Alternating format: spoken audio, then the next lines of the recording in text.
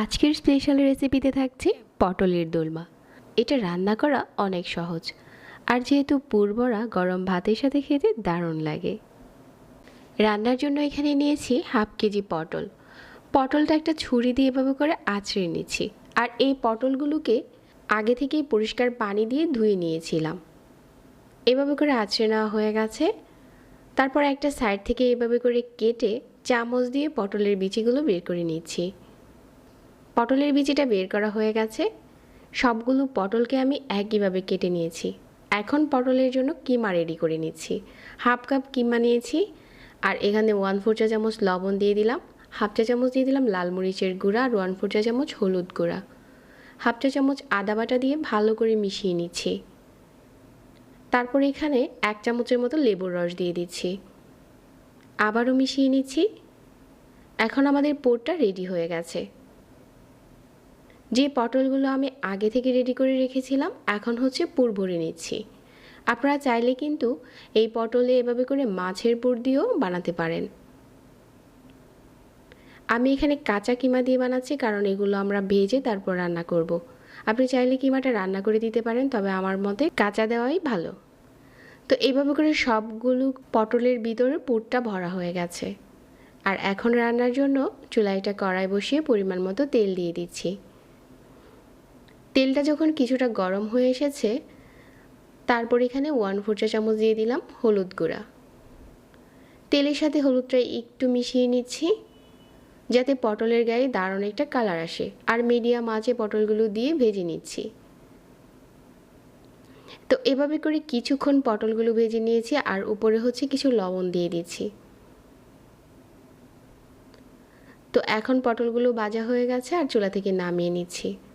একই কড়াইতে কিছু আস্ত গরম মশলা দিয়ে দিচ্ছি, এলাচ, দারচিনি আর হচ্ছে তেজপাতা। 1 চা চামচ দিয়ে দিলাম আদা বাটা, আর হাফ চা চামচ রসুন বাটা। তেলের সাথে আদা রসুনটা একটু ভেজে নিচ্ছি, যাতে কাঁচা গন্ধটা চলে যায়। হাফ কাপ দিয়ে দিলাম পেঁয়াজ বাটা।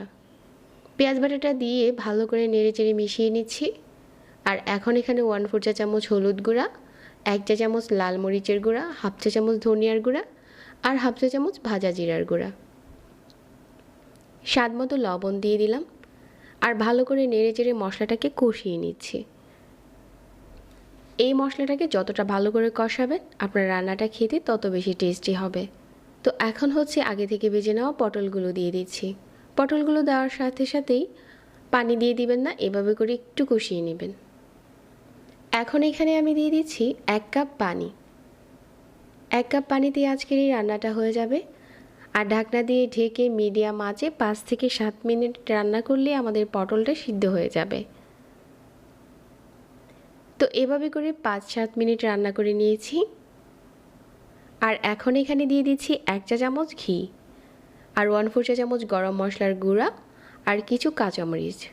একটু নেড়েচেড়ে মিশিয়ে আবারও ঢাকনা দিয়ে ঢেকে দিচ্ছি, যাতে তেলটা উপরে চলে আসে, আর চুলাটাকে বন্ধ করে দিয়েছি। আমাদের পটলের দোলমা এখন রান্না করা শেষ। এখন চলুন পরিবেশন করি। একটু স্পেশাল কিছু রান্না করতে চাইলে মাঝে মাঝে চিকেনের পুর দিয়ে এভাবে করে পটলের দোলমা রান্না করতে পারেন। এটা মাছ দিয়েও রান্না করা যায়। ঝটপট বানানো হয়ে গেল পটলের দোলমা। আশা করছি আমার প্রতিদিনের মতো আজকের রেসিপিও ভালো লেগেছে।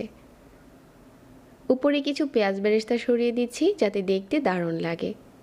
আপনারা চাইলে যে কোনো স্পেশাল অনুষ্ঠানেও এই রান্নাটা করতে পারেন। এখন গরম ভাতের সাথে এটা খেতে দারুণ মজার হয়। এতক্ষণ ধরে যারা সাথে ছিলেন সবাইকে আবারও অনেক ধন্যবাদ জানাচ্ছি। রেসিপিগুলো ভালো লাগলে পেজ ফলো করতে ভুলবেন না, আর আমাদের চ্যানেল সাবস্ক্রাইব করতে পারেন। আজকে এখানেই বিদায় নিচ্ছি। আল্লাহ হাফেজ।